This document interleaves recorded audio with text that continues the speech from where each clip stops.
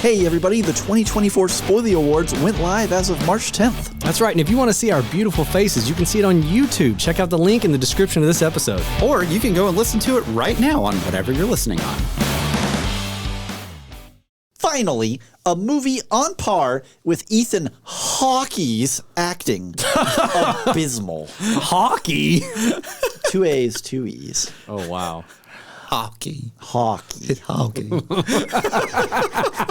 Not that the actors are necessarily to blame. Sure, they're not really acting, but hey, no one bothered to write in the first place, and the lack of direction is dead on. What? I don't know how I feel about this one. You want to talk about what needs to come off the streets?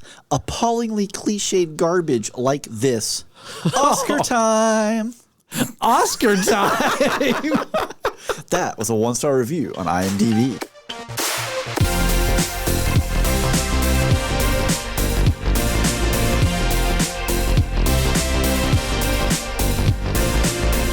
Hello and welcome to Spoilers Intended, a podcast about series and films. I'm Steven, joined as always by Andrew. Hello. And Ryan. King Kong ain't got nothing on me. Well, if Ryan didn't just give it away, we are here to talk about 2001's Training Day. I said it very wimpily. King Kong ain't got nothing on me. So let's kick this off with a little synopsis. Let's do it. A rookie cop spends his first day as a Los Angeles narcotics officer with a rogue detective who isn't what he appears to be. That sums it up. That's pretty close. You can tell sums it that up. Ethan Hawke, is a rookie because his wispy goatee is just very early 2000s. That wispy goatee look. They honestly picked a fantastic did a guy great to job. be the rookie cop. Dude, Yeah. we're gonna go into that because there is Trivia. quite a bit of trivia around the juices. Try again. The choices that were made. The choices made about for the casting. I don't know why that was so difficult. We got to make a choose on our actor. So, Ethan, we have chosen you. We've chosen you, Ethan Hawke. so this film was directed by Antoine Fuqua from worked on The Magnificent Seven and The Equalizer, among others. Yep. The remake? The remake, Okay, yeah. I was like, Not the man, original, he's yeah. been I'll say around a this long is time. one of, if not his first big breakout. Was, Okay. Yes, and Was Training we'll Day. get into some trivia about that as well. So this movie stars Denzel Washington, Ethan Hawke, Scott Glenn, Eva Mendes, Macy Gray, Dr. Dre, Snoop Dogg, and many others. Dr. Dre. Yeah, he was on the squad. He's one of the other. Yeah, You're right. I knew he looked familiar. Yeah. Don't forget about Dre. That's a whole song. we're so white, painful. So this was written by David Ayer. It would have been great if I said, yeah, he's on the squad, and you went, no diggity? That's the only way I could have gotten I actually never listened to any of his music. What? No Dre at all? No. We're playing you some tracks later. So music credits to Mark Mancina, who's worked on Twister, Speed, and Bad Boys. Okay. Oh, good little interesting. resume.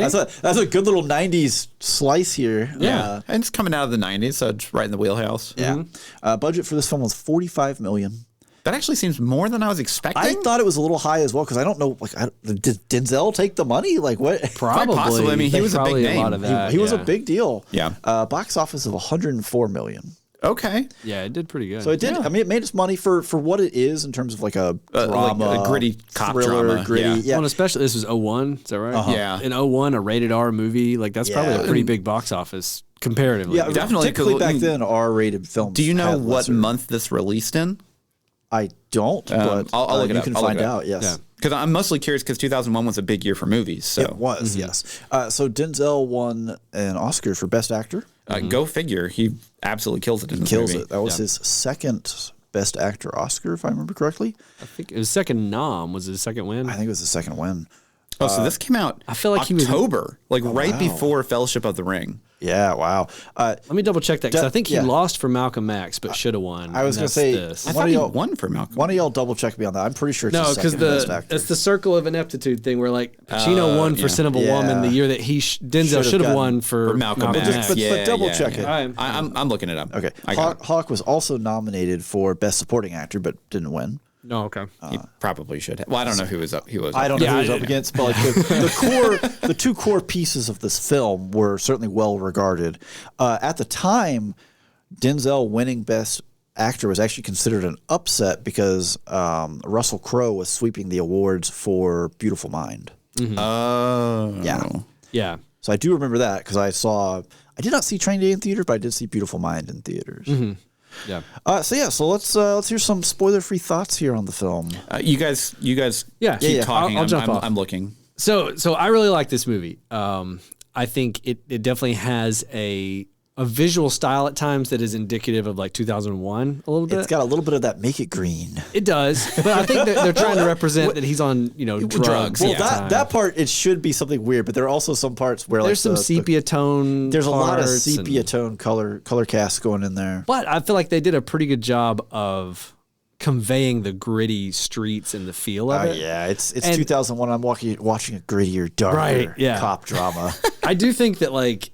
For me, I figured out after watching this movie, because I saw this, I believe I rented it after it come through theaters and was available to rent, and that's probably the last time I've watched it all the way through. Yes, I think the first and only other time I've watched this film prior to this was coming out of high school, going into college, like 02, 03 ish. Rented it. Yeah, somewhere in that era. Yes, he did lose it to Al Pacino for Scent of a Woman. Yeah, I'm pretty sure that because it was like the whole thing was Pacino lost to the dude, the Godfather 2. Yeah. Now this he did make history when he won for Training Day though, because he was the first African American actor to win 2 Oscars. Maybe that's it. Maybe he got one for Best Supporting. Maybe that's it. I knew that this was his second Oscar because it was a big deal because it was his second one, and also it was both the black lead actor and a black director. Mm-hmm. Right. Yeah. Right. Yeah. But anyways, I like this movie a lot, and I figured out too upon rewatching it that there's a lot of movies that take place in like one day. And I like that storytelling trope. I do because I like the feel of that. Yeah, it gives you a sense of urgency. Yeah. Kind of at all times. And like, so I think of like Falling Down with Michael Douglas all takes place in like Falling Down is such a good film. And then 25th Hour with Ed Norton from Spike Lee is a guy's about to go to prison, and it's like what he does in his last day or whatever. It's the same thing. It's like it all takes place. Well, it's kind of like a bottle. It feels like a bottle episode. A little bit, yeah. But like when you look at this movie, like they cover so much ground, so much bad stuff happens. This is just Ethan Hawke's very bad, no good, nothing. I was about to say that. You stole it. I'm so mad. That was literally about to come out of my mouth, and then he just stole it from me. So what did you say? Was that again? Ethan Hawke's very bad, no good, nothing happens today. Okay. I'm so mad right now. Seething over here. But yeah, I thought fanning my face. Obviously, Denzel does great in this movie. I think a lot of the supporting cast does great too, like Macy Gray, Snoop Dogg. There are just some great. They actually turn in this. really good performances, And in 2001, I don't think we had seen a whole lot of rap and hip hop stars in like bigger, more dramatic roles. So, fun fact: I don't know what Hollywood's opinion is on Snoop Dogg, or maybe Snoop Dogg's opinion on Snoop Dogg. This is the first of 2 times that he's portrayed a snitch in cop movies. Oh yeah, because he's a informant in Starsky and Hutch. Yeah. Oh yeah, I forgot about that. Yeah, I don't know. I love the meme. I thought he did a really good job in this great, one. Yeah. For like the 2 minutes that he was on that screen. That whole sequence was great. Yeah, but it was once you got over the fact that hey, there's Snoop Dogg. Like I thought he did really good. It was funny when they were driving up. I was like, is that Snoop Dogg? I know. Yeah, but I thought Ethan Hawke did really good. A lot which is important. I mean, it's really important for both Denzel and Hawke to do because it's the camera time is just them basically. Well, and I just love the theme of the story. It makes you feel uncomfortable because you're kind of in his shoe, Ethan Hawke's shoes of like, you never know like what's a lesson, what's wrong, what's being pushed on me, and then like Denzel is, even when he's being just a total dirtbag, is extremely charismatic and extremely like convincing that like this is just the way it is, kid. I think this was one of the first times in film that Denzel played like a bad guy. I think so, yeah. Where I can't think of anything else because him coming into this role, like he has such a charismatic attitude, just as he just how he acts and just how he portrays himself as just a person whenever he's doing any kind of acting. And I think it augments it so well because it shows how good of a master manipulator his character is. Yeah, well, I mean, even in the opening diner scene though, he's being very rude. But you're like, well, you know, he's a gritty LA cop. He's a narc. Like, this is what, you know, like, you kind of look at it from his perspective of like, he has to be this hard and he has to be this rough to be able to do his job properly. You got to get down in the dirty and be the person who intimidates the people that are intimidating other people. It's also the power dynamic thing. Like, you obviously expect the leader of this undercover unit or whatever, this street unit, to be imposing, but it's like Ethan Hawke can't do anything right. You know, and he's like, tell me a story. You know, and he's like, what? I don't know. So he's like, if you're going to interrupt my paper, at least entertain me. Tell me a story. Sequence. Yeah, it's good. So this was my first time seeing this film. I'd never seen it before. Okay, yeah. I was going to ask, what did you think about it? Spoiler free, first time seeing it. Honestly, I thought it was fantastic. Nice. Because like going into this, I didn't know what to expect at all. I just knew that it basically took place during a whole day, and Ethan Hawke was the rookie, and Denzel Washington was just. I'm not going to say the bad guy. He was just the quotation marks crooked cop. Alonzo, yeah. Yeah, but it's definitely one of those where like it does such a good job at leading you on to where until the actual turn happens in the movie, you're like, well, he still could be just a good guy, and this is just how he does his business. This is just what the streets make you. Yeah, this is just what it is. And then you have like the turn in the film. You're like, this guy. I see what's happening. And then you see like all little puzzle pieces kind of all connect, and you're like, ooh, this is so good. You've been setting this up from like 2 minutes into the movie. No, when that happened, again, this is the part where it's like, it was like me watching it for the first time. You know, I was like, I forgot how much I'd forgotten in 20 something years since I've seen this movie. And I was like, oh yeah, when the pieces, when everything kind of clicks happens, together, you're I like, was ooh. like, oh, that's good. Yeah. And the music's really good. Like, and it's very subdued. It's not like the music is not like the main. It's not the focus big, of overpowering, swelling music. It's just kind of there. It's there, but it gives just enough tension whenever like you think you know what's going to happen in the scene, or a and little then punctuation to stuff. It does really good job with that. I think the cinematography was really good. So I have some small complaints about the cinematography because for being a pretty tight-in drama between two people, it does feel like sometimes when you go from one scene to the other, watching it now, it's kind of like, is this the B crew shooting this one? Because like we went from like really cool, you know, like the shades are kind of half pulled, and we get the lines going, to just kind of like it's just in the middle ground. I mean, I can kind of agree there, because there are definitely a couple shots that are just kind of like, it's acceptable. But when the cinematography is on, it's on. It's what you need for this kind of shot. Really well done. Yeah. Because they do really interesting things with a lot of their camera angles, particularly when you're in the perspective of one of the other characters that are having the conversation.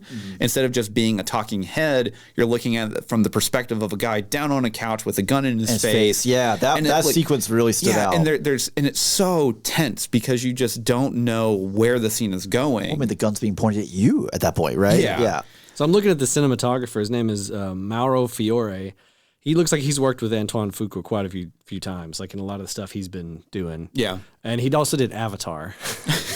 Also Avatar. Whoa. Okay, yeah. I was like, what a shift. I was like, is that like, gritty cop drama? Avatar. Google, are you right? Are we sure? Can we confirm this? But yeah, I mean, overall, I thought this was really well done. The acting between Ethan Hawke and Denzel Washington, like, one, they have great chemistry together, not in the chemistry of like what you're used to thinking of, like, oh, they get along really well. They just act against each other perfectly in this film.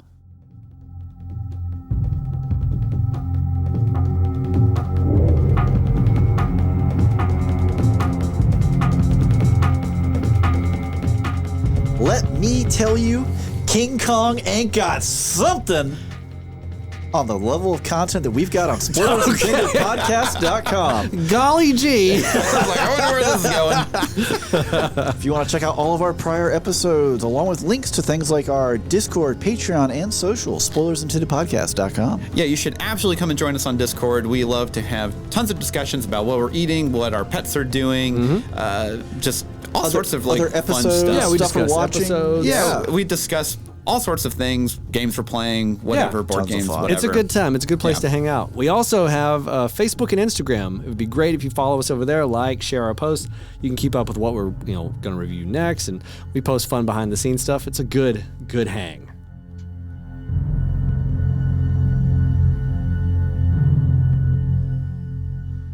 All right, we have survived the first day of training. We're over the spoiler training wall. We're over the spoiler training wall, and we're going straight into some trivia. Let's do it. So we'll just kick it off with the King Kong Ain't Got You Know What on Me. As ad-lib by Denzel Washington. Okay. Nice. Yeah, I thought really good ad-lib. Yeah. In fact, Alonzo Harris is Denzel's favorite character he has played. Really? I feel that he has just a lot of latitude with how the character should act. Yeah. Mm-hmm. Well, because it's the swing from kind of like the hard-nosed dude in Ethan's face to where he pivots, and it's like he backs down. It's like, hey man, you just gotta roll with this. You know, you gotta live with this. And it's like he goes to like he's his such mentor a almost. master manipulator in this. It's especially the scene after they kill Roger, right? Yes. And they tell me they're yes. going to, and they're in the car, and he has this. Listen, I've been in your shoes. I know, like that's where I'm like, oh my gosh, like. I'm feeling myself going like, maybe he's right. You know, maybe I should. And I'm like, no, this is the game. This is the. Interestingly enough, a scene was filmed but deleted that showed Alonzo wasn't always corrupt. So there was going to be like a flashback sequence of him on one of his first days where something happened where he was like, hey, that's not right. You can't be doing that. And he talks about like trying to think about walking away from the Force. I'm actually glad that they didn't include that. I wouldn't have liked it either. I think it would have lessened his character quite a bit. Well, I can see why this was Denzel's favorite character too, because like we just said, like this is one of the most dynamic and potentially evil characters that he's played. Really, like the most like. Callous. Manipulative. Callous is also a good word, yeah. And desperate. He gets desperate multiple times. Oh, And yeah. if you look into the performance, you can see through that. Like this is some of this is bravado. This isn't like like it's not that he has all of this under control at all times. He has most of it under control. Yeah, and then there's the wild card There's of Ethan that extra element that he's got to just hammer down on the fly. Yeah. All right, so you're ready for our potential what could have been for Jake Hoyt. Yeah. Okay. Eminem was offered the role. I could probably see that. I think Eminem's just too hard of a person. Yeah, I don't think he could pull off the veneer of innocence. Yeah. Ethan Hawke has such a like just a baby face. Yeah. But he turned it down because of 8 Mile. Because that was coming out like right around time. Well, it came out the year after, but the work was being done at the same time. So like that was a good choice for him. No, it was. I mean, 8 Mile is a good film. Yeah. I could either play a rapper that came up, through rap battles like I did, or I could play a rookie cop that I've never been in that profession. I'm gonna go with the one that's just my life, basically. Mom's spaghetti. So Tobey Maguire was also considered for the role. I could see him in that, but he's too soft. He's almost too soft. So Tobey will surprise you every now and then, though. No, he's a fantastic actor. Yeah. Yes. He actually spent 2 months doing ride-alongs with the LAPD. Oh, wow. And working out to gain weight for the role. But initially, Ethan Hawke had some kind of conflict, and when that conflict was resolved, they're just like, "Yeah, we're going with Ethan." Yeah. Sorry, Toby. I think it's the right call. Go back to being Spider-Man. Because whenever I try and watch these movies, I try and look at other popular actors around the time and insert them into these roles, and no one could play Denzel's character. No. And Ethan, Joel, Jake Hoyt. Jake's character, you could see maybe a couple actors, but maybe Matt Damon, Mark Wahlberg was considered for the role. See, Mark seems too tough. Leonardo DiCaprio's too young. Even Tobey Maguire at the time was probably a little bit too young. Yeah, probably. Ethan Hawke was a really good casting. I think they got paid off because he has kind of the gaunt face, and I think that really helps with being a narc cop in LA. Around that time period. Yeah. Well, he looks like he could almost be on drugs. Yeah. Yeah. He could pull off the role. So speaking of, many viewers and skeptics were critical of the scenes where Jake Hoyt smokes marijuana laced with PCP. But David Ayers, the writer, in an interview responded with a copy of the LAPD rules and regs, highlighted with a specific regulation that allows undercover cops to partake in specific situations that actually tracked really closely with how Alonzo described it to Jake of hey, if you're undercover and they offer you drugs, do this, you got to take it. You got to be able to take the hit, or they're going to know who you are. Yeah. Right. You're basically going to blow your cover. Yeah. So they were critical that it just had it in the film. They were saying it's unrealistic. That's unrealistic. That's not how it works. And he was like, gotcha. no, because so a lot of this kind of revolves around, and it's loosely based on the Rampart scandal in LA. in the late 90s. I'm not familiar with that. So if you are ever curious, do a Wikipedia. It is buck wild.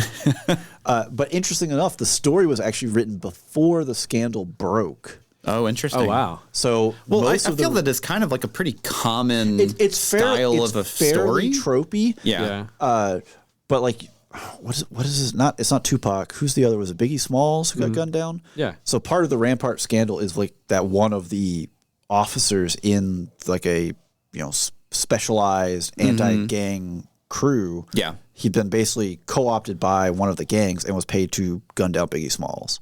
Among many other things that happen in this. It is nuts. Like when you go into the Rampart scandal, there's a bit where one cop who is undercover had a road rage incident with another cop who was a plainclothes cop, and like the undercover was like flashing gang signs and everything else. So the other guy shot him because he was like he's a gangbanger pulling a gun on me, obviously. And then he was another cop because they were so deep into the culture that it was just part of them. It's crazy read.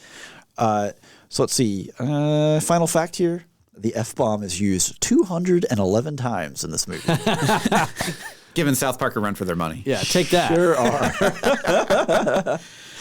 All right, so let's get some spoilers. Okay, so I'll just go ahead and start. I think one of my favorite parts of the film that ended up being a little undercut by, I think, just some, not I'm going to say poor writing, but kind of lazy writing, was so whenever they go to the Mexican gang house, and like he's like playing cards with them and stuff like that. I was like, okay, I'm interested to see where this is going because we have clearly like semi-hostile gang members. He's trying to be like, do I need to fit in with these guys? Like, they know what I am, but like, what am I supposed to do? Yeah. Like, what am I doing? And this whole scene's going on, and then you have the reveal that Alonzo's gone, and I was like, oh, they're meant to kill him, right? Yeah, and then I was like, oh, I have no idea how he's going to get out of this. And then then they have they bring it all the way back to the guy's cousin, basically being assaulted in the alleyway. And I felt that was a little lazy.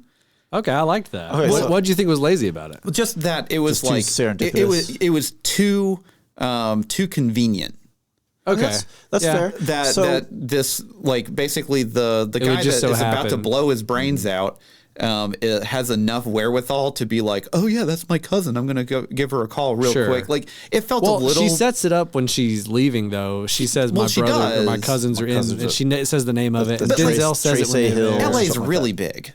Oh, for sure. Yeah, like in that, like, but these type of communities also tend to be really small. If that makes sense. Yeah, like they're very interconnected. I get it, but it's one of those things where it felt a little too convenient. So to just give him a get out of jail free card. How would you have gotten him out of that situation? I have no otherwise? idea. I don't have an answer. He just dies. He just dies in the credits.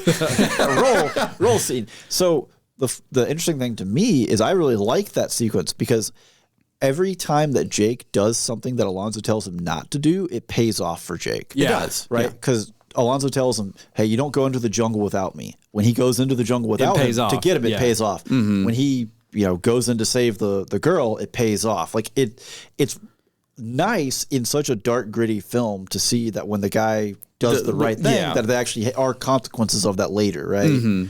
It's almost like the silver lining of I understand. Like it's one of those things where like it didn't like lessen the movie for me. But for as out of control, for out of control as that scene was, I was like, oh. I was on the edge of my seat in that scene though, because like they've got him in the tub so that it doesn't make a mess when they blow his brains out. I mean, the bullets were just going to go right through the tub. I know. Keep pulling There's the curtains so many closed. things, and like, let me see, and I'm like, oh my gosh, and he's just like down here in this tub, feet up in the air. I mean, it's an intense scene. It's an intense scene. There are a lot of intense scenes in this film. Particularly right after they kill. To me, I think. Well, not to jump in, but like to almost. Maybe a better version of that was instead of calling her, she's there at the thing. That would have been a little bit better. She's at the party. He sees her when she comes in, and he notices her, and she doesn't act like she knows him because she doesn't want anybody to know that happened. That would have been a better. Then they're in the tub doing the thing, and she breaks in or something. I remembered that being what saved him, but I couldn't remember the sequence, and that's kind of what I thought was going to happen because they do both time or the three times that Jake goes into a unfamiliar territory house. Yeah. They do a lot of the from his perspective shots of him kind of looking around the room. And I thought that you were going to see the girl there. Because if he would have done that, I do like the wallet though is the reason because it's like he did. Yeah, the wallet makes sense. That's fine, but it's really more on the lines of that they had to call her. Like if she was at the house and he was like, "Your cousin's right out there. I saved her today. She didn't want to notice me. You know, whatever." And then he goes and confronts her. That's totally different because that's happening right then and there instead of like, oh, she just doesn't pick up the phone. He's just like the yo essay, like he's got your cousin's wallet. Like my cousin, why? How do you have her wallet? She's been sitting out there for get in here. You know, and like that would have been a much better play out. Maybe, of that scene. yeah. I agree. I actually am kind of on the because like again, it's the whole thing of like. This is basically set in the late 90s. You know, if he calls her, she just doesn't answer. Like, does he die? He's What dead. happens, you know? Dead. So, yeah, I mean, but beyond that, like everything else I loved about this was just all the little pieces and nuggets of information that were spread out throughout the film that just compound on top of each other for, you're like, oh, that's what that was for. Yeah. That's why he gave him the PCP, so he could basically force him into this one train of thought. That blackmail betrayal maneuver of great. Like, I set you up at the start of the day. As soon as you walked in the door, I had you as a mark, set you up, knew that I could rope you into my you know, basically blackmail you into being part of my gang. I can get you into my pace. Yeah. And then I've got you under my thumb and then I can figure out, Well, and two, I want to give a shout out to Scott Glenn, the actor that plays Roger. Yeah. He's been in a bunch of stuff. He's always in Zack Snyder movies. He was in Rebel movies. He's in a bunch of stuff. He did a really good job as like, presumably it seemed like a former undercover cop who then became someone in the underground. It's tough to like. Well, because I think it's really more on the lines that he was the pinnacle of whatever drug empire that he was doing, and he had already gone through like all the you know. He's like a retired legal. He's dealer. Basically not a dealer anymore. Yeah, and he's just essentially under house arrest because like they mentioned a couple times like, well, you don't want to go back to prison or you know whatever. Yeah. And because of that, like. You know, especially because at that point he's likely an informant for the narcotics, you know, that kind of stuff. So like that's why Alonzo's friends with him. But all those interactions with Jake, where like everyone that Alonzo introduces him to all spot Jake as the rookie, and they throw the sidewinder at him, like figure this one out, you know. Well, I love too that when they're in his house first, and they've dilated Ethan Hawke's eyes, and they're freaking huge. His pupils are gigantic, and he's high as a kite, you know. But like, I love that we got that initial setup with Roger, so that later. Whenever they go into the house. When we're going into this house, that we're coming in the back so we don't recognize it. And then all of a sudden you're like, oh no. This is that dude's house. Yep. That's his guy. You know, and you're like, your bud. Oh no. And then like, you know, Ethan Hawke's got the shotgun trained on him and is kind of looking around like, what are we doing here? You know, like that's like such an intense scene too for Roger. Cause you're like, oh the payoff obviously after that whole scene after, you know, Roger gets killed and then they go outside and they have their little conversation. That's really good. But the emotion that Denzel has whenever he's like, this guy, I watched this guy give drugs to people on my street, you know, for decades and, you know, killed in this like that. It's kind of one of those things where you're like, maybe he isn't. Maybe I know. Maybe that's the thing. Like, you're in that car and you're listening to him and you're going like, I mean, maybe he's got a point. And you're like, no, he just gunned a dude down. He's trying to frame Ethan Hawke. Get out of there. Yeah. But like Ethan Jake, I keep calling him Ethan Hawke. Jake still has that moment where like you see him, he like kind of relaxes a little bit, but then he tenses back up. And it's like, that's good acting where like just with his body language, he's showing you go like, well, maybe he does have a point. No, he tried to frame him for murder. You know? Yeah. But also like, I really liked Jake's character in that he was both kind of the wide-eyed rookie, you know, the do-gooder, gotta you know, follow the law, you know, this is my evidence, you know, that kind of stuff, which Alonzo keeps poking him with, like you want to get that evidence, and Snoop Dogg's vomit. But also he still has moments where you can tell that he is a trained police officer, like the shotgun reversal. And then also, I mean, the brawl in the alley, like stuff like that, where you can tell, like he's good competency. He could be a skilled officer. Because at this point, like he had already been an officer for a while. It's just he's getting been through academy. into an investigative unit that is for narcotics, this is the deep end. Yeah, this is the big leagues kind of. I love the bit after they have Alonzo talks him down on the couch with the shotgun. Oh, it's a great scene. And the whole scene's fantastic. And then he hands the shotgun over and he turns around and just decks Dr. Dre, but Patrick just decks him, and the dude pops up, and the other guy's like, whoa, hold on. Yeah. That's really good, but I really did like the choice of basically the gang members in the jungle choosing not to kill him. Well, and especially since they set it up early when Alonzo came through, like he owned the place, and the one dude's like, man, I hate that guy. Mm-hmm. Yeah. I'm glad they set that up. Yeah, because otherwise it'd be like, well, I don't understand. Why wouldn't they? They're his boys, you know?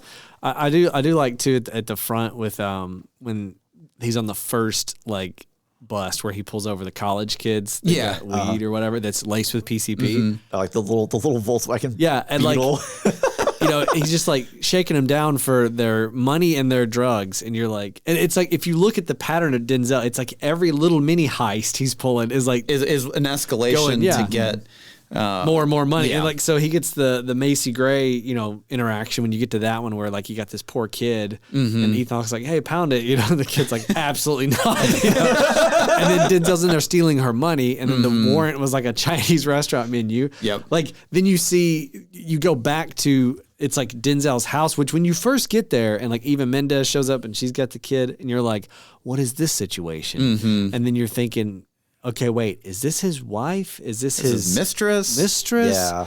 Because I kind of read it as that's his mistress. I'm pretty sure. Because he said he's got 4 boys. Yeah. And I'm like, is he counting this kid as one of the 4? In the official announcement that you hear, like as the movie's resolving, when they're talking about, officer was gunned down serving a high-risk warrant, they say that he has 3 kids. Yeah. Okay, so that's the 4th. So that was his mistress. I'm pretty sure. I was pretty sure of that. Yeah. But it was like, so much of this movie keeps you off balance, just like, Jake's character. And you're like, what are we doing here? And then he goes to sleep with the little kid, like on the couch, watching cartoons. He makes friends with the kid, which again pays off later. Yeah. Like, it's one of those things where again, like he does the friendly, nice, good thing, and it pays off for. I mean, it's like, oh, the kid's gonna let me in, so I'm gonna go kill my corrupt boss. Such a wild, hardcore scene. Yeah. And then the kid's in the hallway, and they're trying to like.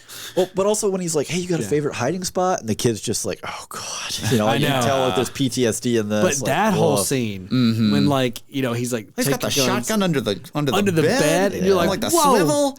And then he comes out into the hallway and he's shooting the counter, and you're like, and then the rooftop chase after that, like with the chicken coop or the pigeon coop rather. And then Budget doves. Budget doves. Yeah. The second I saw, I was like, budget doves. Budget doves. They did the release to indicate that cops were there. I think budget doves. Yeah. Which is like what a wild thing to do is like this neighborhood releases doves budget doves to let people know that cops are there. It's like that's so they smart. Had like a fair amount of actual like gang involvement in making of the film. Like some respected gang leaders were basically there. Like when they were filming in what was the jungle, those neighborhoods. There's basically some leader who allowed them to film so long as they let gang members be on the film. It's like some of the extras are just actual like LA gangbangers. So that actually reminds me. So Terry Crews is in this movie just as a thug, and he actually wasn't even scheduled to be in the film. He just happened to be on set while they were filming, and he had just obviously looks built. Just as got through working out, obviously. Yeah. And then I think Denzel asked him, he's like, "Hey, you want to be in this scene?" And he was like, "Yeah." And why wouldn't just I? stand there, look intimidating. Done. Easy. Got it. Yeah. So be me. Yeah. Got it. Yeah, I mean, like this movie was really good, and it's a good thriller. And the thing I like about it is it's not obviously the same story, but it feels kind of like a proto Collateral from Michael Mann, just because it's all kind of in the same, it's like same, day bottle episode style. Yeah. Collateral's another good example of a kind of day. But you have like clearly like the contract killer, obviously, different here. Yeah. But you have kind of like the neophyte that just gets wrapped into this and essentially manipulated into doing things, obviously different reasons, but when I was watching it, I kind of felt like this really feels a lot like Collateral because we know that there's going to be a showdown at the end between these two. Yeah. Right. Like there has to be. There has to be. Yeah. Give me that much. You can't keep that from me. Come on. Because when they were about to kill him in the tub, I kept thinking like, I don't know how he's getting out of this, but you got to have the showdown. How do you not have the showdown with this guy? Yeah. Yeah. The actual confrontation, especially again when he goes into the jungle solo and the same dude confronts him. He's like, why are you here? I got business with Alonzo. And the dude's like, all right. I allow you. I allow that. You keep on going, man. Yep. When we send one problem after another. One problem after another is a good way to put it. Yep. There are just so many great sequences and small lines because, like, you see the bit after the confrontation in Roger's house where Denzel's in the car first and he's on his cell phone. He's talking to the other gang members saying, "Yo, you better have that tub clean." Yep. Like that's the setup for. Oh yeah, which I didn't even catch. Well, I didn't know what he meant by that until you get to this. Oh, here's the tub. Oh no. Yeah. You know. I want to like. There's. Not lore is not the right word for it, but like I do want to know more about like the three wise men, dude, like the three former or current. You want to know what's the? I want the corrupt LAPD franchise structure. Like, so were these three dudes? Was Denzel like young when they were older, and then now they're like semi-retired, or they're captains, or they're like it's on. Also really and now he's moved up, and they're like It's an interesting power dynamic because for most of the day, like Alonzo is in charge. Yep. Right. But when you enter that room, he is not the big fish. He's a smaller fish, and they're their own club that he's not really a part of. Yeah. But they also seem equally as corrupt. They are very corrupt. You know what I mean? Well, he talks about like, this is the DA. He's gonna, if you shoot someone, he's gonna coach, or this guy works for the DA. He's gonna coach you what to say to the DA. Yeah. Stuff like that. Or like he mentioned like, oh, the lieutenant lets us know we can advance on drug tests, stuff like that. Like, it's one of those things where it feels like the whole department, top to bottom, is corrupt. Right. Yeah. In some form or fashion. Well, and they all know about the thing in Vegas. Let's talk about the thing in Russians, Vegas, the Russian stuff, right? Like, so everyone on the streets, people in Denzel's crew, like they all know. Dr. Dre's character says it. Yeah. These three guys are like, so it's this constant thing that keeps getting brought up throughout the movie, and you still don't know what happened. Show don't tell. And then at the end, they're finally like, he beat this dude up, beat him to death in Vegas. Turns out he's a somebody, Russian or whatever. Yeah. And so like at the end, let's talk about that, right? Yeah. So it ends, and when he's saying, King Kong ain't nothing on me, and he's, in the middle of that neighborhood, I'm like, are these gangbangers about to just kill this guy? Yep. Yeah. Is this it? And then later you just see him driving a car, and you're like, oh, so they let him go. They let him go, but they let Ethan Hawke, Jake's character, have enough time to, I guess, go turn in some evidence and like do his thing. And then like that lady pulls up next to him, and I'm like, oh yeah, he's done. You're done. Hit the gas, my guy. Need to go. And then like they just shoot that car up, and then they shoot him when he gets out, and it's the full getting shot by machine guns where he's just So it's the full tilt. Yeah. Interestingly enough, in a production, right, where Denzel comes out with the Oscar, right? Some of the trivia is really focused on kind of almost how much, I don't want to say control, but like power he had over the production. Yeah. Oh, interesting. The original ending had Alonzo getting away with his crimes. And Denzel insisted he has to die. No, this comes back to bite him. Yeah. Yeah. Like at some point your luck is going to run out. Well, because I feel like otherwise it's almost a moment of like, well, what's the point of all this? Right? Yeah. What actually like what do we accomplish what do we with this? take away from this film at that point, right? Yeah. Because Jake had a no good, terrible day. And then the guy just the worst day. Just got away with it. It kind of felt a little bit like 24 as well. Obviously another, taking place in a single day or whatever. Can you imagine that? Because like at the start of the movie, right, when it's his, it's his first day, and his wife's like super supportive, and she's like, don't forget your uniform. Just imagine coming home after. Right, he come home, bleeding out the back of his head, beaten, bloody. You smell like PCP. What? She like walks in. She's like, so honey, how was your day? I don't want to talk about it. See, I'm sad that we didn't get that. Like the door just slides open. He comes limping in on one foot. He smells like PCP. He's got blood everywhere. He's holding the bag of $1 million. He's like, hey. And then she don't even care. She's like, you'll never guess what Susan said to me at the office today. He's like, now. She like turns around. She's like, oh my God. Oh my God. He just passes out. Well, so, also, go ahead. No, go ahead. I was going to say, also, I think it helps, too, that Alonzo goes down at the end of the film, because if he makes it out, then, well, one, it's no longer a complete capsule, and we lose that whole 24-hour bottle episode feel, and it becomes, what's the sequel? Training Day 2, Alonzo Strikes Back coming up, what's coming here, Yeah, I'm glad they didn't, like that's a good choice to make him to have him. They made it unambiguous. Yeah, they're like, he is 100% dead. There is no 25 years from now where it's like Denzel Washington's coming back to reprise his roles. I'm like, hold on, wait, that guy died. He's a ghost and he visits Jake. Yeah, it's Ghostbusters 12. But I do like that they left kind of Jake's thing ambiguous, because potentially he still has the rest of Denzel's units going to like maybe testify against him. Like or, Dr. Dre's got decked. He's still mad. Yeah. So like what happens to Jake and the evidence and whether the right thing happens? Because again, how high up does this corruption go? I love the line when he's playing cards with the Mexican gangbangers, and one of the dudes like, so how long you been a pig? And he's like, 19 months. Like, you enjoy it? He's like, I wish I'd been a fireman. Oh yeah. Dude, and he says it so deadpan and so serious and so fast. Should have been a fireman. And you know that he means it at that point too. He was like, why am I here? What am I doing? Yeah. And then that, man, this movie is stressful to watch and is not like a you definitely easy don't. watch. Yeah. But I had so much fun and so much enjoyment watching it because I was on the edge of my seat every scene. And when he goes in there with those guys, and like when you start to be like, where is Denzel at? And you're like, it's like the realization starts smacking you the same time it starts smacking him. The second that he looked outside, and I was like, okay, something's up with this guy, because he was looking at the magazine that he gave him, and then I was like, and then the car was gone. I'm like, he's here to die. No, so when they're dealing the cards, you can actually hear the car pull away. Oh, really? Oh, really? Yeah. Like nice. that's like as an extra piece in there. Wow.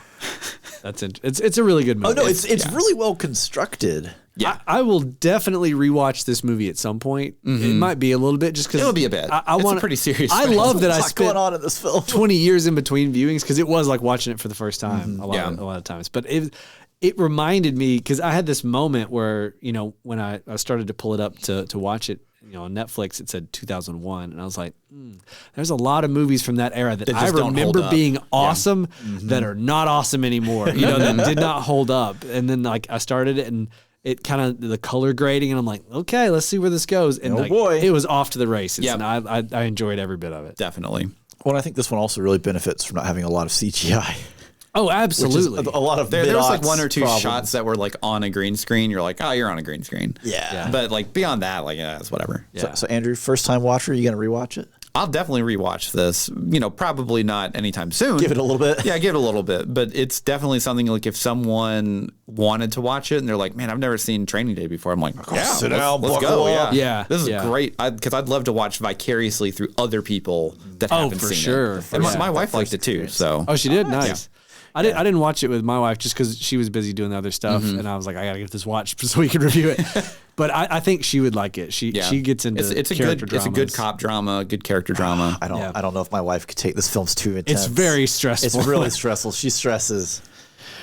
But it does sound like we are winding down.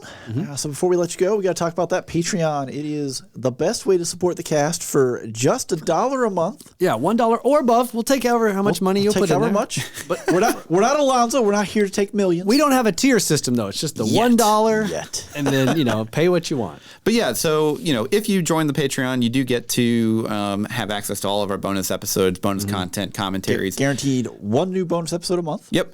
We also have Patreon Picks Polls, one that you can go and vote in right now. We have this month it is comedic heist films. Yeah. We have Pink Panther Strikes Again, Ocean's 11, Snatch, Fantastic Mr. Fox, and Tower Heist. Nailed it. And basically what happens is that you vote.